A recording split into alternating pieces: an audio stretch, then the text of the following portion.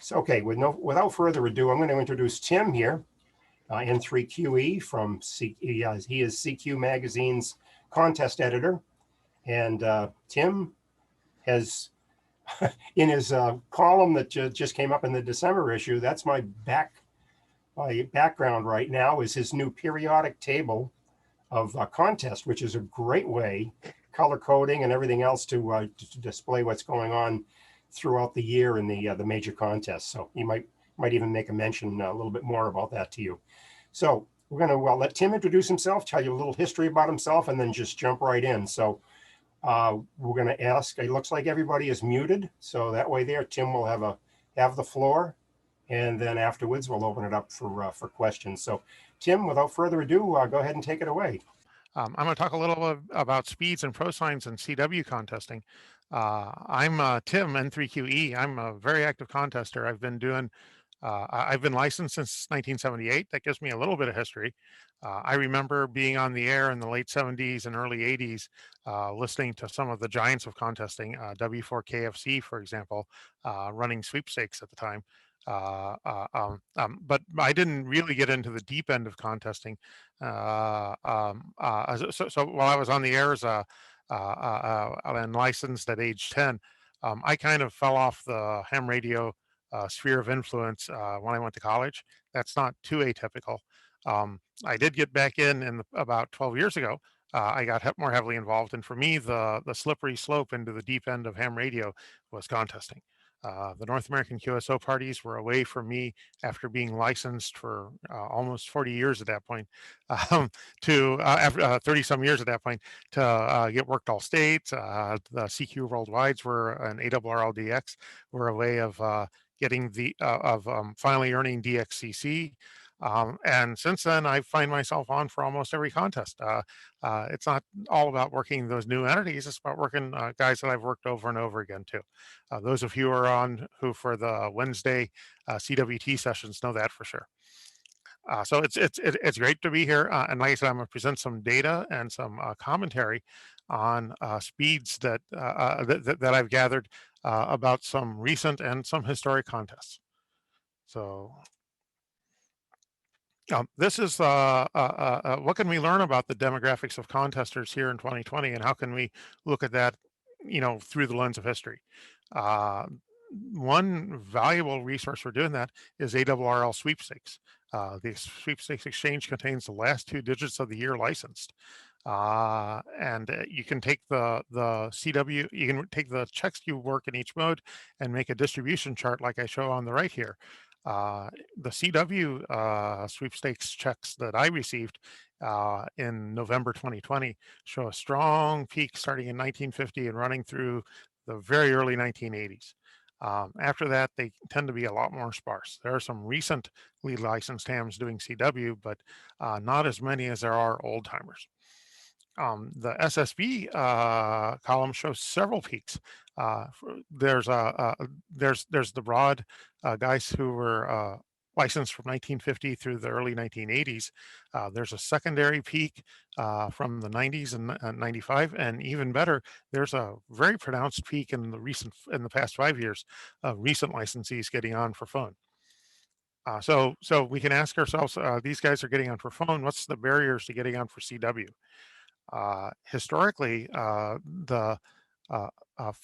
those of us who were licensed in the before 1990 probably came up through at least having to do the 5 words per minute requirement, and we built on that. Guys licensed more recently don't necessarily have that background as their first step into ham radio. Through the CW Academy and other resources, there are many recently licensed hams on for CW, and but they're sort of notable in their being the exception to the rule. What can we do to bring more hams in to the CW sphere, especially CW contesting sphere?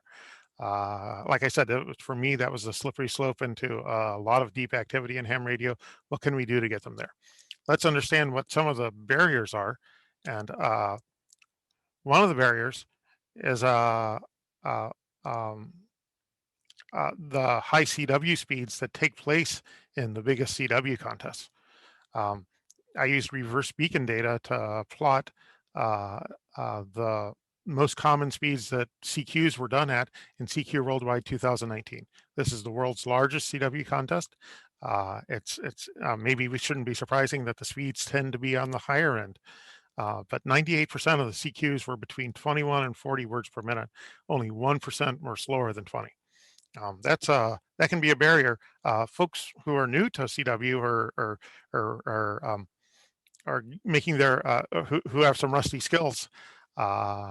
They can often access the contest by listening repeatedly to exchanges. That's a valuable clue. The high rate of repetition in the CQ Worldwide Exchange makes that possible. But still, it is a limiting factor.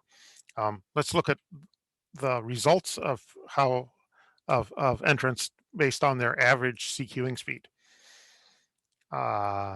So in CQ Worldwide 2019, I took the average speed for each entrant as determined from reverse beacon data over the CW weekend, and I plotted that against score. The very fastest CQing guy in the entire contest was D4C, operator CT1BOH, who does SO2R, maybe SO3R, and averaged over 41 words per minute over the whole contest.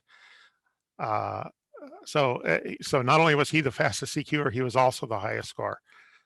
Interestingly, the TI7W had more QSOs than D4C, but operated using a more moderate speed, 34 words per minute, which is still fast to most hams. It's a remarkable achievement. And just to throw me in there in the middle of the crowd, here I am, only 3.6 million points and averaging 28 words per minute. So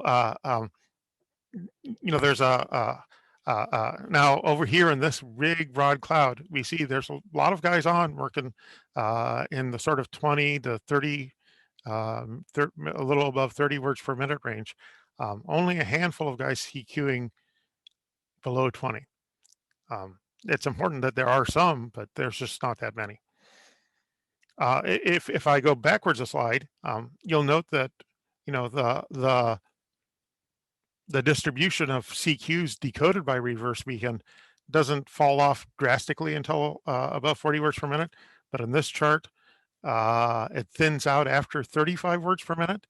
One of the reasons is that the guys up here in this corner, they get decoded. They have the biggest stations. They're getting decoded the most. So they bring up the overall 35 to 40 words per minute bins in the chart. So here we are. I through the School of Contesting, I've brought my speeds up to these sorts of speeds. But what do people outside of contests typically CQ at? This is from a Tuesday in November 2019. We see there's a broad distribution of speeds that people are CQing at. There's a nice tail off with 26% of CQers below 20 words per minute. There's almost none above 41. There's a couple QRQ guys who bang away, but they're mostly rag chewing with each other at very fast speeds and not spending that much time CQing. And we still have this broad peak 21 to 40 words per minute, which is where most people today are comfortable CQing. And again, there's the slower guys. So we have a nice mix on the bands during non-contest times. One way that folks brought their skills up in CW in the past was the ARRL Novice Roundup. That existed from 1951 through 1995. This chart shows the number of entries made each year. There was a couple fall-offs there, but by 95, when the last roundup was held, there were only 34 novice entrants in that. It's great that there were 200 more experienced guys helping out the novices by providing QSOs, not only providing good QSO numbers, but also good style and operating techniques being produced by the more experienced guys joining in to help out in in ARRL Novice Roundup. The When I participated in '78, which when I was a novice, I can tell you that most of us novices didn't necessarily have the best skills. It's great to have a means on the air where you have new guys who are willing to slow down for, more experienced guys who are willing to slow down for the newer guys. That's a remarkable combination there for bringing the less experienced CW guys up to speed. But that was 1995. Since then, the ARRL has held roundups in 3 different modes: CW, sideband, and RTTY. But they've never really attracted much attention. They haven't. They're held every year. You can participate them either as a new guy, a more experienced guy, or a more experienced guy hosting a new guy at a station. So they're doing the right thing, but it's not really spelling out into the activity that a contester looks for. Then last year came the K1USN SST. If you look at the distribution of CQing speeds there, people are very carefully trying to meet the goal of CQing under 20 words per minute. Nearly 100 participants submitted submitted a score to 3830 in the most recent K1USN SST. This is a remarkable resource for bringing new guys on the air. Some of the folks I work in the K1USN SST are not necessarily have a 2x3 calls like KO4 XYZ, so they're very recently licensed. Other guys I'm working who are sending slower CW, and maybe I can tell are working hard to bring up their skills, have call signs like WA8 or WB7. These are guys who have been around for a while and are finally bringing their CW skills up to speed in this very important event. So I've been promoting the K1USN SST every chance I get. I think it's a great opportunity for folks to learn more about good operating habits. Has a very nice mix of experienced guys willing to slow down, along with the new guys who are learning. I think it's reached a really optimal mix there. And I'm very happy to hear that there's going to be a second session to help the folks in Europe. So that's what I wanted to add about the distribution of speeds in contests. Now I want to talk a little bit about Prosigns and how those have changed over time in contesting usage. So I'm going to play a little excerpt here from the 1957 ARRL DX contest. And I believe my audio will play through your PCs.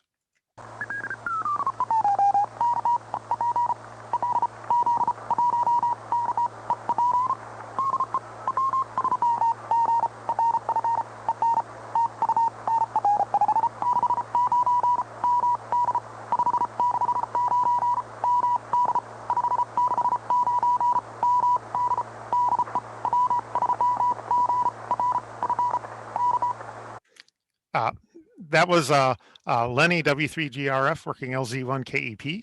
That was in the ARRL DX 1957. The contest was a little bit different in 1957. It's the CW leg spanned 2 full weekends. The CW leg spanned 2 full weekends. And Lenny got number 2 in the third call area with 833 QSOs in 96 hours. He uses several prosigns. DE is used. He sends RTUR, TU. He sends NR. I guess that's and he sends an honest RST. He uses the MD abbreviation for Maryland, which is nice. In 1957, folks were using other abbreviations other than the 2-letter abbreviations. There's other samples of guys from Pennsylvania. They send PENN. The emphasis on brevity is not there. Finally, he ends with DEW3GRF and then a K turnover. This is not at all unusual for a CW contest exchange in 1957. It has a lot of elements of the techniques that we probably learned for CW in the when we were novices. It's not a bad style, especially if you have drifty receivers. Maybe some guys are crystal round and have to tune around for callers. So there's some reasons for the longer exchanges. And if you're only doing 833 QSOs in 96 hour and a 96-hour weekend, maybe you have some extra time for doing that. Now let's look at the other extreme. 2019, this is a CT1 BOH operating at D4C. Let me get to my audio player.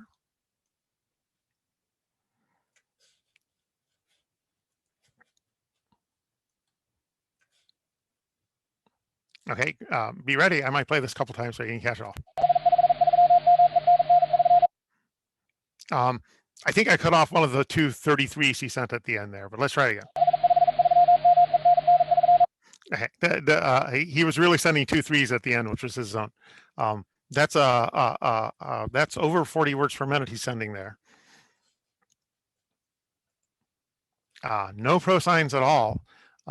He uses the ENN form for the RST. This is 2019. Nobody has sent honest RSTs in a contest for a couple decades at that point.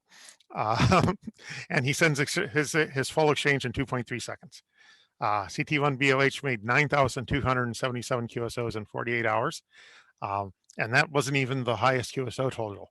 TI7W had a higher QSO count for that weekend.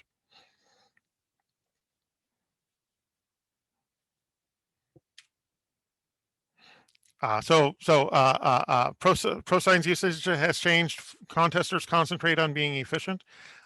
If you're very interested in sort of the style of contesting exchanges, I think that Ed Moons has a very excellent presentation in CQ, in the Contesting University 2019. So go look up Ed's presentation on RIDI and digital contesting.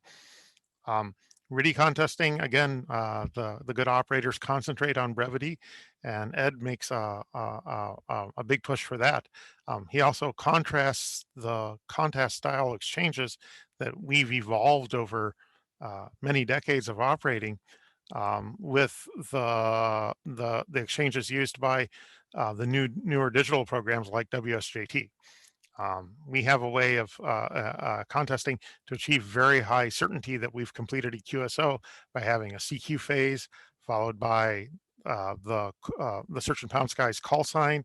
Then you send the search and pound skies call sign in your exchange, and then the search and pound sky sends his call sign exchange, and then you can complete with high certainty that the QSO has been completed. Other modes of operation are not so reliable. And Edmunds talks about that. He talks about something called the two generals problem. That was actually something developed early in computer networking. And it's all about trying to get reliable communications using the least resources possible. It's highly recommended reading. So I've come into the position of being CQ contesting editor at an interesting time. Contesting is way up since March 2020. And that's great for the way of contesting. It's not so good for everything else people used to do in the world. But it's great for contesting. The logs submitted for 2020 versus 2019 are up in general anywhere between 15 and 40%. CQ WPX RIDI was actually down 2020 versus 2019, but very slightly, and that was an activity that occurred in February of 2020. By the time the SSB came along in March, most of the world was in lockdown, and we had a 38% boost in participation. The CW leg had 33% more logs submitted in 2020 as well. And you see a similar pattern for other 3-mode contests held in 2020. The Summer NAQP had a boost of 38% in phone, so very similarly. That was the highest gaining mode. Worked All Europe had a boost of 32% in phone. That was, again, the highest gaining mode of that contest. And CQ Worldwide had a boost of 19% in phone. Again, that was the highest gaining mode. CW doesn't do poorly. CW participation is way up as well, but it's not as much up as the sideband participation. So as you think about working guys in phone and working guys in CW, you might recognize that you're working a lot more new guys in phone. Again, if I work Kilo Oscar 4XYZ, that's a good sign he's a new contester. He's a new ham to begin with, and help those guys along in phone. You're less likely to work them in CW, but it's more important to slow down. They're really testing new skills in the CW sense as well, and it's important to help them there. Finally, I want to thank the sources of data that I depend on very regularly whenever I make a graph about contesting. ReverseBeacon.net's absolutely invaluable, and the Reverse Beacon Network for speed data and other data. CQ Worldwide and 3830scores.com are excellent websites for researching contest activity. And I want to particularly thank Fred K3Z Oscar for the 1957 contest audio originally recorded by SV0WP. You can find more 1957 DX contest audio at my website, n3qe.org. And you can find modern contest audio at the QS Order, QSO Recorder. I guess that's what it's short for. QS Order website, where folks upload their wave files from recent QSOs so that folks can replay them. So that's all I had. Is it time to open up for questions? Yeah, hang on, Tim. I just wanted to. This is great, and I hopefully we will be able. This page here will, if you would, let us have a copy of the PowerPoint here. We'll make sure that way there we can have up all the links associated with this so that people can click on them. But a couple of things that came to mind as I was listening to that. I was thinking back to my novice roundup, which was I got licensed in '62, so I would have been in the January novice roundup, and I think they might have run for 2 weeks, over a 2-week period of time, and we were all very careful after reading that novice accent publication that came from the ARRL that said you have to send the other guy's call sign 3 times DE, and then your call sign 3 times DE, and then send KN, and that's how we did all of the contacts took place that way. Back when novices were rockbound, I think that was probably good advice. After you CQ'd, you had to tune around up and down looking for who's coming back to you, because they had a rock that might have been different than yours. Absolutely. Now, however, we hear Lenny using not too different style in the AWR LDX. Yes. Now, and of course, the whole thing about being rockbound, that was. Can you tell me? I don't know whether you personally knew Lenny or not, but he sounded pretty good if he was using a straight key at that speed. Absolutely. He was going almost 20 words per minute there. There's if you listen to the big audio samples, you can hear guys going faster than 20 words per minute, but often with very poor keying. It's hard for me to make out what they're sending. You can hear guys with bugs that send when they send the number 3, it has like 7 dits in it. You can hear a variety of CW. So Lenny's CW is very good, very solid keying. Not particularly fast, but at the time, being particularly fast was not that important. In fact, I would say that being particularly fast isn't all that important until you really start reaching this upper corner of the cloud here, where if you're transmitting CW more slowly than 30 words per minute, that you probably are eating into your overall rate. Now, and one of the things when you were talking about the score there with between TI7W and D4C, I think there's also their location being a factor as far as their score. Depending on. I happen to choose to put final score on the bottom here. I could have put QSOs on the bottom, in which case TI7W would have come out ahead. Yeah. Okay. Now, But I purposefully cooked the axis I chose to make sure that D4C was not only the highest score but the fastest sky. And it works out nicely if you see the relation that way. one thing I'd like to just mention there on your statistic that you had where you were taking the stuff from the reverse beacon network Mm-hmm. about, about the speeds, and that's a great gauge, during one of the contests. But I think for those of us that would, that operate in the contest and whatever speed we are doing, we do have, there are people that will come in, particularly on the like the second day of a weekend long contest, that will come in and they're sending less than 20 words per minute, but they're not necessarily going to be popping up that much on the reverse beacon because they're basically answering CQs because they just don't feel comfortable at doing the higher speeds. Absolutely. Now, whether you slow down for them or not is a little bit a matter of personal taste. If you're SO2R, it might be very difficult for you to break your pattern by slowing down to a 15 words per minute caller if you'd been CQing at 30. But I would encourage doing that, especially if it's a contest that doesn't have such a predictable exchange. Yeah, and a lot of times though, people that are sending at a slower rate of speed, they've already got your exchange down pat if it's a pretty standardized signal report and state or something. And yes, here in Massachusetts, we used to send MASS. Yes. During There's yeah. many examples of that in the 1957 audio. Absolutely. Right. Okay. Well, let's open it up now. Anybody else have any questions or comments here for Tim? Just go right ahead.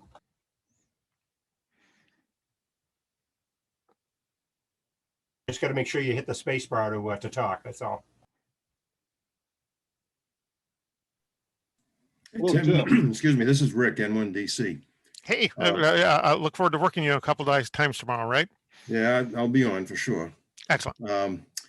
The thing that I'm interested about here is I wonder if you've had any chance or if anybody has done any work to try to determine how fast people would be going if they were proficient typers. There's a large number of guys. My gut tells me, just watching guys out at Dayton doing the high-speed code tests and so forth, there's a lot of guys that type with two fingers. And there's not as many that type proficiently like my son does, who's a software developer. He can type at 140 words a minute, and he's very, very efficient with correct typing technique. But I'm wondering if CT1BOH, for example, if he's actually a correct typer or if he's just using his index fingers. Do you know? You can find online video of CT1BOH operating two-band 2BSIQ, two-band synchronized interleaved CQing, and you can probably observe him typing. I think he prefers two keyboards, is what I recall, but you might be able to check out his exact typing style there. Yeah, it's certainly true that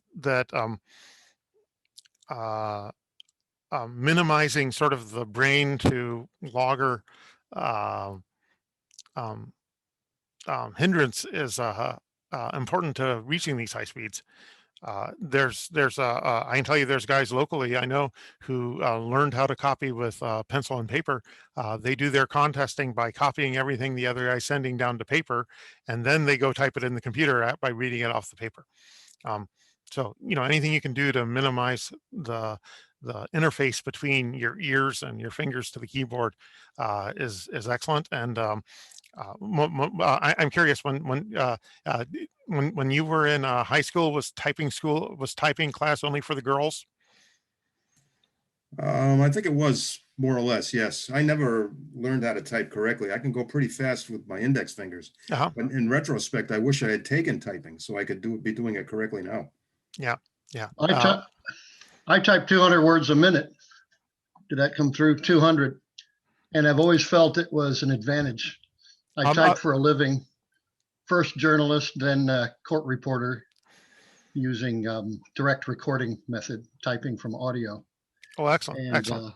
Always felt it's a big advantage for sure. And you don't have to take your eyes off the radio or the screen. I mean, you don't have to look down at your fingers. But in high school, I already typed 150 words a minute. When I signed up for typing 1, I had taken it in summer school after 7th grade. And the best of us that summer got up to 60 words a minute. And then doing, I always found doing Morse code faster than about 25. Your hand got tired writing it with a pencil or pen. So we switched over to a typewriter. Of course, the typewriter back then made a lot of noise, so you wore headphones. Mhm. And so I built a lot of speed that way. And then at 16, I got a part-time job working for a court reporter, typing his dictated notes. So my speed got faster and faster. Wow. And when you're paid by the page, there is very strong motivation to get faster. I was going to say, so 11th grade, signed up for typing 1, because at that point in high school, you're looking for electives other than modern dance. And I knew I wanted to build more typing speed. And so I hid the fact that I already typed fast because I didn't want to get kicked over to typing 2, which I had heard mostly was learning how to do proper business letter formats and things. And my interest was building speed. So I acted dumb for a few weeks, and we finally did a timed writing that I decided to let loose with it. And it was fight for the right, over and over and over. Those are using your strong fingers in the middle of the keyboard. And I did 150 words a minute. And it was like a DXCC countdown or count up, where how many people did 10 words a minute? Raise your hand. How many people did 20? And eventually, of course, I was the only hand up, and the teacher said, "You already know how to type, don't you?" Mhm. So that worked well. And it wasn't all girls. The majority were, but there were probably 5 or 6 of us in a class of whatever it was, 20 plus, who were boys. One funny thing, not completely relevant. This was at Albert Einstein High School, Montgomery County, Maryland. The 3 teachers in the business department, my teacher was Miss Waters. There was also a Mr. Rain and Mrs. Mudd. Back to you, Tim. Okay, very good, very good. Yeah, I happen to have taken typing a class in junior high. At the time, I was also playing around with computers, and I happened to have a Model 33 teletype at home. So the typing habits you learn from a Model 33 teletype are a little bit different than what you learn on a modern computer keyboard, but they aren't all that different than typing on a manual typewriter or a Selectric even. So I think typing speed is part of that. That's an interesting point. At some point in Contest University, I'll see who else makes references to typing. Tim, I've got a question. Tom, K1TH. Sorry, I don't have my camera on. Is there a preferred pitch or frequency to listen to CW at, or is that just strictly a personal preference? A lot of people like listening at lower pitches. If you're listening in for example, a 400 hertz bandpass, it's easier to tell. And if you're listening in a 400 hertz bandpass, which is centered around 400 hertz, it's easier to tell a 400 hertz signal from a 380 hertz signal, because it's not that it's 20 hertz away, but it's a bigger fraction of 400 hertz away than if you're listening up at 1.2 kilohertz and you're trying to tell the difference between 1180 and 1200. Sort of the fractional difference is easier to tell at lower frequencies. And that's just the way our ears work and with harmonics. So I think there is a lot of advantages to working at lower pitches. Some of us grew up with old with sideband rigs that had been pressed into CW service, so we might have been listening with sideband or even wider filters, and if so, you might have developed different listening preferences back then. Very interesting. Thanks. Tim, this is Marty, N1VH. When you look at the distribution of speeds, do you get a feel for how much of that is all computer generated code, or are guys actually using their paddles when they're sending at the above 30 words a minute? Very few are using paddles in CQ Worldwide and CQing. If you are CQing, you will get callers using straight keys. You'll get caller using paddles, but the serious guys who are CQing are almost all using computer generated code. As others pointed out, there's a little bit of an asymmetry here. This data doesn't collect the reverse beacon data is collecting the speeds of the guys CQing. It's not collecting the data about the guys who are responding. And the guys who are responding are often going a little slower, sometimes a lot slower. Some of them are using computer generated keying, but not all are. But the guys CQing are almost all using computer generated keying today. Of course, that was very different if you listen to the 1957 excerpts. I highly recommended listening to the 57 excerpts. Thanks. Sometime back, N6AA, who's kind of a logging accuracy guru, talked to him at Dayton, and he, with some emotion, guaranteed me that no one sends with their key or paddle anymore. It's 100% computer sent. I said, well, I know that's not true because I always have my paddle in parallel with the computer. I know K3ZO does, and I expect a lot of serious CW people. Well, K3RA, I know always has his in parallel. Yep. So it's not quite it's not quite all computer generated. There are a handful of guys who do feel more confident operating with their hands on the paddle. They feel more in control of what they're sending, and so when I say all or N6AA says all, we're exaggerating a little. That's just the vast majority.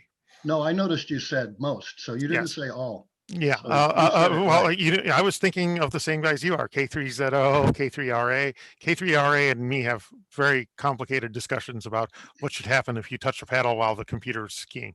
And it's a good thing to have if somebody says, oh, is this Tim or whatever? Yeah. How are you doing today, Tim? It's easy just to grab the paddle and Yeah. answer it. Yeah, I'm very likely to reach down and grab the paddle if it's time to get a fill or a supply of fill. I'm very likely to do that. At the same time, I am trying to release my brain from that level of processing by just hitting a function key whenever possible. But I haven't quite made that transition yet. I still use the paddles a lot for fills. And I happen to use a K1EL wind keyer where if I do switch from computer to hand keying, you may not even know that I've made that change. There's a very seamless transition between computer and hand keying if you're using a K1EL wind keyer. Yeah, Tim, this is Rick, N1DC. I do the same. And I would feel completely out of place trying to operate without a paddle. I have the paddle in parallel with the wind keyer. And I try to match the speed of the paddle to the exact speed of the transmission of the radio. But I like it just because there's always a personal message that you want to send out, especially in the SSTs. Uh-huh. So that's what I do anyway. Oh, absolutely, absolutely. One thing that I like about the K1USN SSTs is they encourage you to thank the guy by name and send 73. If you happen to know the guy, you can send some other stuff there. I've really enjoyed doing that. That's a nice thing to encourage. And another thing, Tim, that we've noticed with the doing the SSTs is we intentionally, and I don't think it's really like we're aimed at heavy duty contesters, but we intentionally wanted to have the call history as something that we were updating all the time, and Vhf is Claude has been great. We send him the stuff each week, any new call sign. But this way here, we're able to track people that have not been on any of the months in the previous times, and inevitably, there's 2 or 3 or sometimes 5 stations you might work. It's their very first time doing at least as far as we know, competing in the SSD. Yeah. Have you made any estimates for how many of the participants, especially the new guys, are using 3830 to report versus not? I could certainly go through my log and say, well, geez, I worked 80 guys in that hour. How many of them reported to 3830? I don't think we've done any. That would be one of these things where we would just need to kind of crunch, have someone that would be willing to take on the project. We're crunching the log and seeing, but I can tell you this, that, and I'm not going to single anybody out with call signs, but there are people who have started off when we first started off in September who were very new at it. You could really tell, and in some couple of cases it was their very first CW contact. Uh-huh. Now, as time has progressed along, and I watched the 3830 score summary coming in each week, some of those people are now, they're actually, I'm certain that they're probably using N1MM as a contest logger, and then they're submitting a log and they're working 15 or 20 or 25 It's like they've evolved. It's, you know, it's nice to see that. So I don't know how many, there's many people who get on and work a half a dozen stations each week, but they maybe have never taken the step to do you know, a log summary on that. But here's what we're trying to do. It's kind of like a multi-pronged assault that we're making on the CW, on people learning CW or becoming better at it, but also learning a little bit about contesting, and maybe if you decide to really do some contesting, submitting a log, you know, submitting a score or whatever. So it's kind of, it's been an evolution.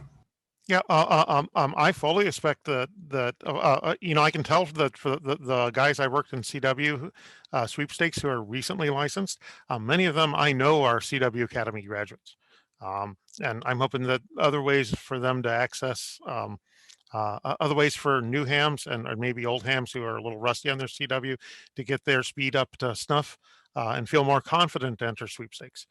Sweepstakes is sort of the worst case for somebody who's not confident in CW. It's a complex exchange. Um, it's good to have sort of an easy way into CW, like the NAQPs or the SSTs. Do you find that I've never done SST yet, so I'm still just learning about it really. Do you find that there's a most effective speed? Is it up at 20, the upper end, or 15 or 10? There have been several very interesting discussions on that and the CW ops reflector just in the past day. If you operate at exactly 20 words per minute, you're going to miss some guys who would call you, who will only call you if you're CQing at 15 or below. So some folks, you know, have a strategy. Well, I'm going to spend part of my time at 18 and then part below 15. That's a way to pick up the newer guys who don't feel quite so confident coming to back to one of the faster CQing guys. At the same time, there aren't that many people CQing below 15. There's a handful. You can see there's a very sharp edge right here at 20. So 20 is a very common choice, but I think it's much more interesting to CQ more slowly and pick up the slower guys. When some of us are operating as the club call sign with K1USN, and we have found that the sweet spot for getting the newer people, the people who are less experienced, is basically between 12 and 14 words a minute. And we've had guys come back at 8 words a minute, and you know, we'll slow right down, work them, and then you know, put it back up to 14 words a minute. Yeah. When I'm operating the SST, I like to use my straight key. This is my favorite Czech Army key here. This is the one that lets me operate a whole hour and work 80 or 100 straight key QSOs in an hour without too much stress on my wrist. Anyway, I kind of believe by using a straight key, people think I might sound slower than I actually am. It's certainly hard for me to send competent CW faster than 18 words per minute with a straight key. That's a good incentive for me to stick to 18 or lower. So that's like your own built-in governor. Okay. Exactly. I could probably try to send 25 words per minute, but nobody would understand anything I was sending. We have a friend of mine here from the Anne Arundel Radio Club, N3ADF, who's active in SKCC. And he is one of the several teachers that have been doing a Morse code class online. He and AE3D and N3XUJ. And N3XUJ passed her 20 words a minute years ago. But I found it interesting that she said her problem was typing. Typing speed was, she was working on that 10-finger typing to try to do faster. So back on the typing speed subject. Yeah. Some of you guys remember back when operating assisted, operating assisted meant that not that you were using the cluster, but you had somebody there to help you type your log as you made the QSOs. I mean, there are a bunch of us there are some of us here on frequency that are back in the days when we used to have, you would have your logger on field day doing the great big dupe sheet. Right. And and trying to remember, you know, do we work them on this band or what? Yeah, absolutely. We've come to lean on computers a lot. I wish I had an assistant that could type. That's my downfall. This is N3ADF. I worked the CW 160 this weekend, and I only did an hour and a half, made 68 cues, but I noticed that 74% of them were either a 1x2 or 2x1 calls. It's if you're a contester, long ago you probably tapped into a vanity call, or possibly even preceding the vanity call program, you obtained a 1x2. It's the mark of a contester to lean on a short call sign. Yeah. Okay. Seems to me the 160 contest more than others kind of skews towards the savvier, more experienced guys, because it's a antenna. Not everybody can get a decent 160 antenna, and it tends to be loud signals, kilowatts. So yeah, I was amazed. I tuned the band, and one after another, I recognized the call signs. In many cases, could think of their face and first and last names and everything. That's the first time I ever experienced that phenomenon. So if you, I mean, going back to the days when, 160 was really a band that very few people got on because, we didn't have, even with transceivers, they didn't cover 160. But I always pictured it as being those 1x2 call signs were the old timers who got those call signs, and they were all operating on 160 wearing bow ties and smoking a pipe. Yeah, 160's become a really popular destination in the wintertime. While I was sharing with you guys the contesting statistics here, if I showed you the 10-meter participation numbers, they would have gone up by 50% over the previous years. If I show you the VHF participation numbers, they're up by 50, 60, 70% over the previous years. Anybody want to guess what the amount that the 160 contest increased here in time of quarantine lockdown? Probably even more. Nope. 160 contesting numbers are almost flat. It's the people. I haven't gone deep into the participation day versus night, but especially in the wintertime, you see here CQ Worldwide has less of a gain than these other contests that happened in the spring and the summer and very early fall. I think that the big coronavirus boost is people who are on during the day instead of out, driving around, going to stores, going to malls during the day. I think I think that the big lockdown participation boost is daytime contesting and not necessarily nighttime contesting. That's interesting. I thought I had heard more call signs on 160, at least during the contest this past weekend. There were calls that I had never heard before, but that's interesting. We don't have full statistics for CQ 160 log submissions yet because the deadline hasn't passed. But in an ARRL 160, participation up was up only a couple percent, 2020 versus 2019. Hey, Tim, this is Rick. I got a question that's sort of related to contesting in general. I'm just curious what your opinion is on the impact of the digital modes, especially FT8 and FT4.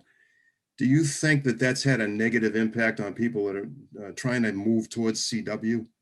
It just seems as though, if you go on the bands and just look at a spectrum analyzer, literally anytime during 24 hours, every single day, there's a ton of FT8 and FT4 activity, and the rest of the bands are pretty much empty until it's a contest weekend. What do you think? I've done my own amount of operating on FT4 and FT8. It's operating on FT4 and FT8 is not like contest operating. The highest rate you'll ever get on FT4 is probably 40 an hour. That's kind of Dolesville. At the same time, it's something I can just hit the function key on my keyboard every couple of minutes to get the WSJT to CQ again. It's a very different level of participation than CQ or phone or RIDI contesting that requires a different level of participation. I think overall WSJT will drop. I told you about the slippery slope. I'm especially with WW Digi and ARRL RIDI Roundup. I'm hopeful that the guys who are using getting on with digital modes will realize, wow, I could have had a higher rate if I'd been using RIDI and ARRL RIDI Roundup. so I don't think that WSJT is having any impact on current contesters, and if anything, it will just bring more people into the fold on being active in HF. Okay.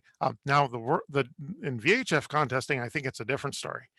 In VHF contesting, FT8 participation is very high, and it is supplanting the other modes. There are some folks who have some very strong opinions about that.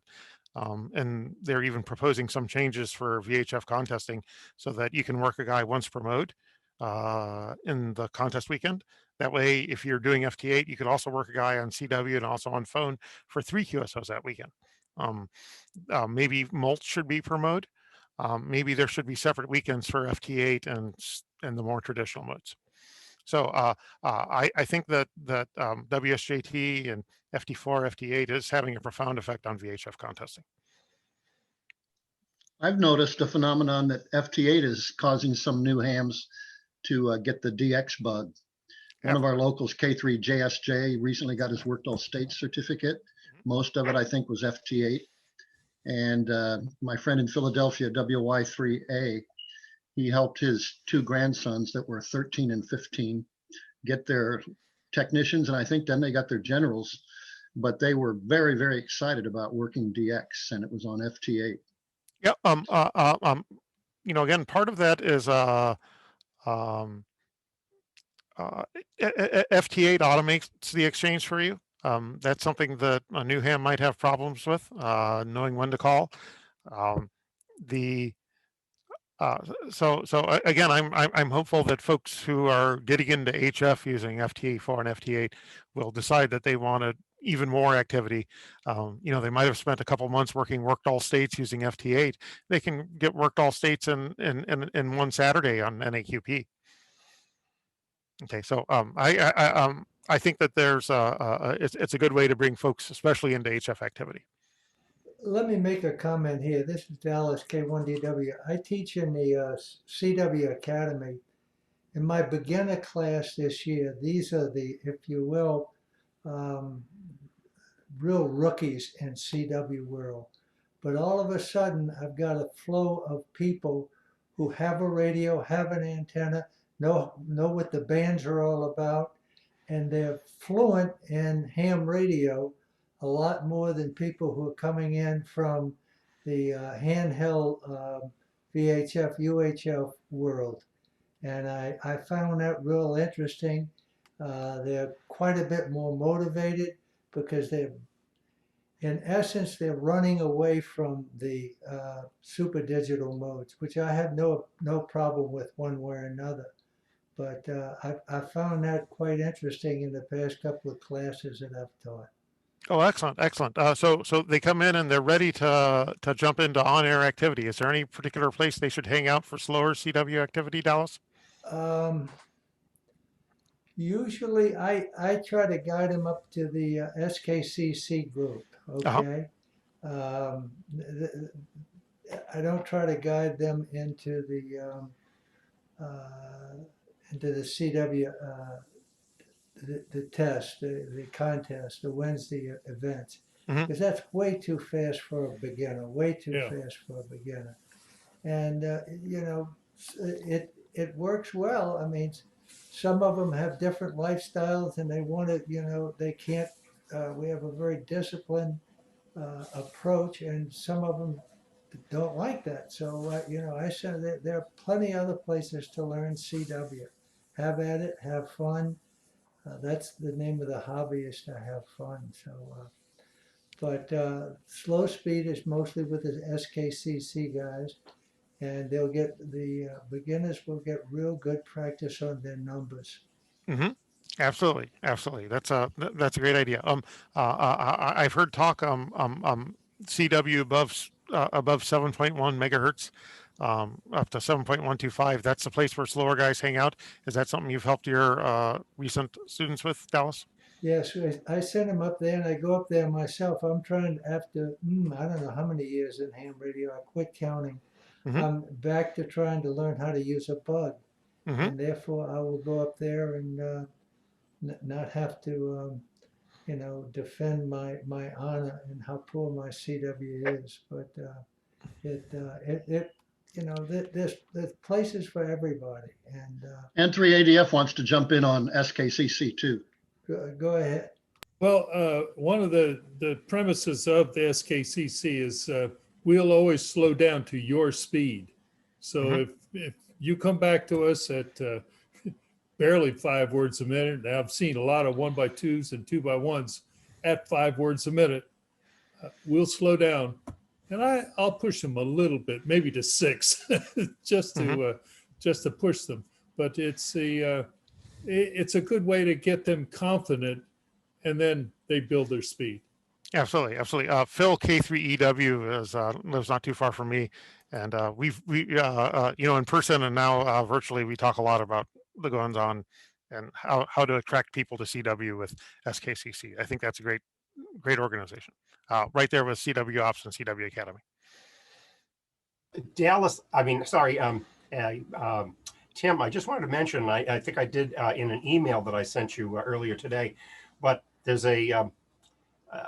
something that's just starting up. It only started, it was kind of like a kernel of conversation about a month and a half ago when we had our first session, the Zoom session 2 weeks ago, but it's a CW Council, the International CW Council, and there's representatives from a lot of groups, and there's like from SKCC, from FIS, from CW Ops, and a number of others. And it's the idea being, we're seeing in the Long Island CW Club, huge. Their story is a great one, but we've all seen an uptick in people getting on CW, and it is a lot of new people, but it's also people that may have passed a 5 word per minute or a 13 or 20 word per minute code test years ago, and then they just they didn't see any either it was such a chore just to pass that test. I remember I used to give code tests as a VE, and there were people that would say, especially at the 5 word per minute test,